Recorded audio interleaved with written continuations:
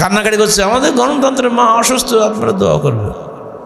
বেটা বদ হুঁশ আছে তো, তোর নিজেরই মা নেই, তো বাবার খবর নেই, ও গণতন্ত্রের মার জন্য কেঁদে বেড়াচ্ছে।